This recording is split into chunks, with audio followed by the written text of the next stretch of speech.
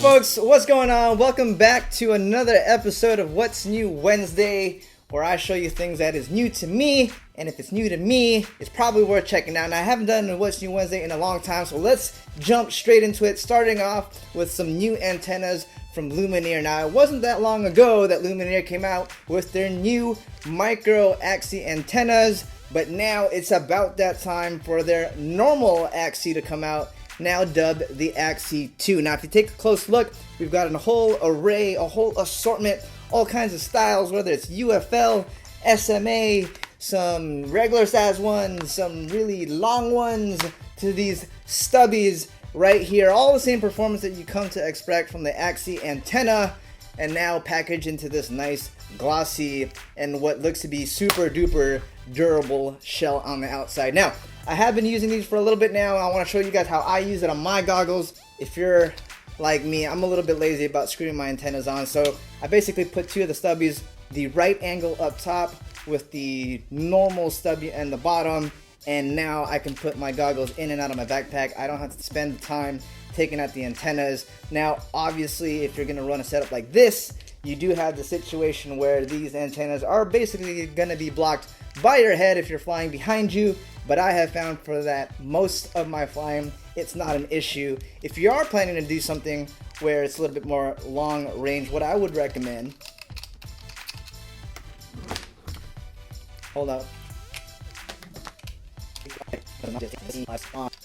If you want the best possible range and performance of antennas, then I'd use the long one. Put this on here, and now when I put it to my head, you've got this higher up away from the head, and so you got the best signal possible. You can also put this obviously on the quad side if you just want to make sure that you can separate your video transmitter antenna away as far as possible from your receiver, your radio link.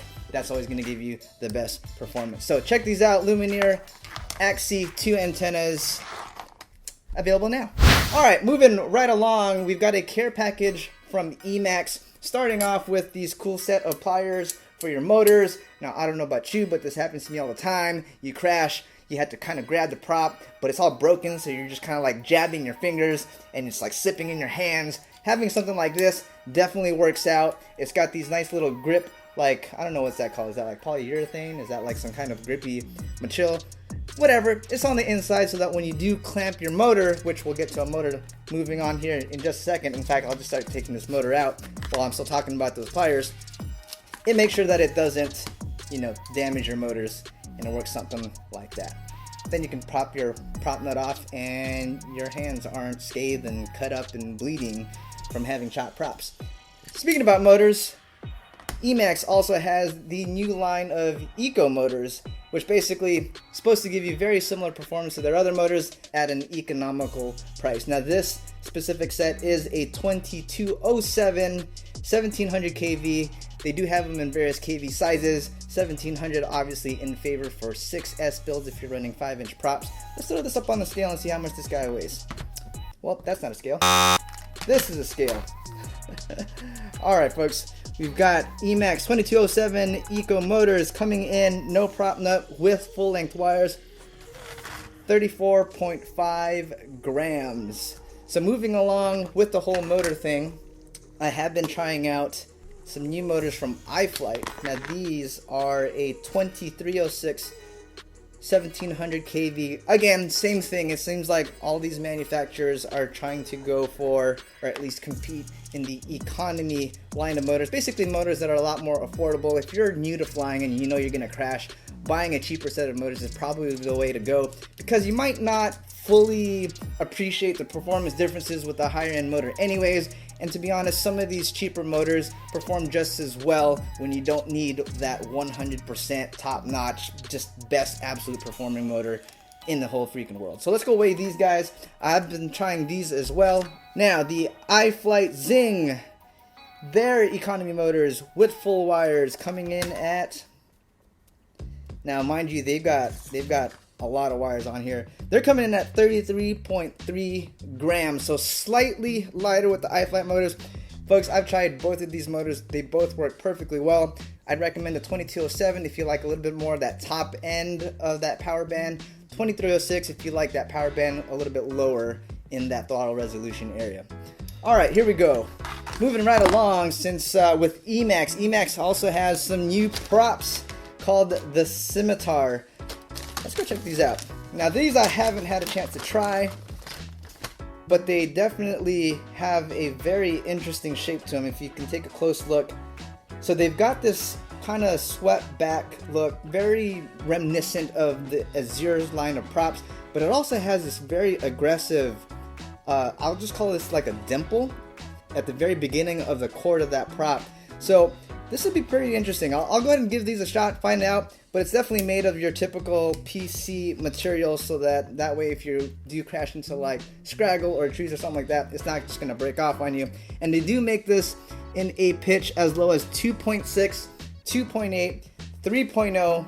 So obviously if you're going for the 2.6, you're probably going for the more efficient side. If you're looking for a little bit more power, use the 3.0 pitch from these Emacs Avon Scimitar props. They also are introducing a quad blade prop, and this is coming in with a pitch of 2.8. So if you like more grip with your flying style, check out these quad blade props. I have tried their Avans, their previous Avans before. They were slightly the heavier side, so let's go weigh these out and see where these come in at. So these new props are 4.2 grams. I feel like that might be just slightly on the heavier side, but they're definitely stiff. So be curious to see how these perform in the air. All right, next up we've got this guy right here. Now I normally don't review or show full RTFs, but Emacs is one of the few companies that has done RTFs right. I mean, their Baby Hawk was a hit with the micro community, and now they have come out with a 4-inch Baby Hawk R Pro, and in the box, by the way, I don't know if you can see all that, but you've got everything you need. You've got the RTF drone Baby Hawk R Pro, you've got some 4-inch Scimitar props here, you've got some miscellaneous screws and nuts, and they even hook you up with the 4S850 battery. So that's pretty awesome. Let's go see how much this thing weighs. Alright guys, so this sans battery and props comes in at 152 grams, and just from looking at this design, it is definitely oriented for the racers. So if you are a racer and you don't like building, Emacs generally does really good stuff, and it looks like it has their Emacs Magnum 2 stack, so that means this is 6S capable. It's rocking 1606 motors, which I've been really curious about because I've heard a lot about these. So when you open up your Baby Hawk R Pro box, not only do you get the drone itself, but you also get 2 sets of props. One is rated at a pitch of 2.4 and the other one is rated at 2.8. So if you want something a little bit more faster, you definitely want to run to 2.8. But if you're looking for a little bit more efficiency, maybe a little bit more flight time, then you want to go with the 2.4.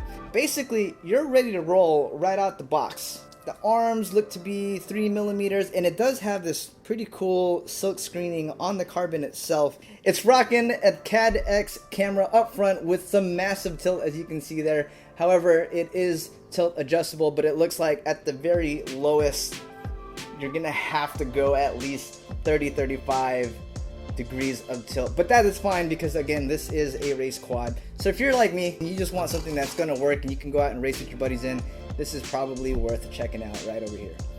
Alright, so that's it, folks. That's gonna wrap up. Oh, no, nope. That's not gonna wrap it up.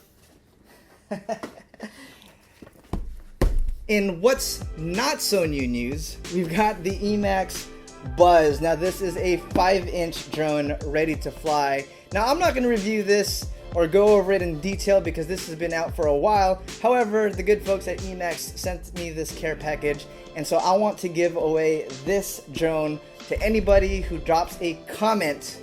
Oh, I can't say anybody. I don't got that many. Drop it down in the comments, fellas. Let me know. Tell me your story. Why do you deserve a free RTF Buzz? And I'm going to go ahead and choose one at random. I'll make the announcement on my Instagram, so if you're not following me on Instagram, go follow me. It is Oh My God. But you don't have to be an Instagram user to win this. In fact, you don't even have to be subscribed to me on YouTube. Just drop a comment down there and let me know why you deserve this Buzz. Alright folks, that's going to do it. My name is Tommy. That's going to wrap this up. In addition to that, let me know in the comments, is there anything in particular here that you want me to look into in a lot more depth? Some product overviews, maybe it's on this, maybe you're, you want a racer and you want to figure out how this does. Let me know, drop it down in the comments, and I'll see you guys on the next one. Peace out.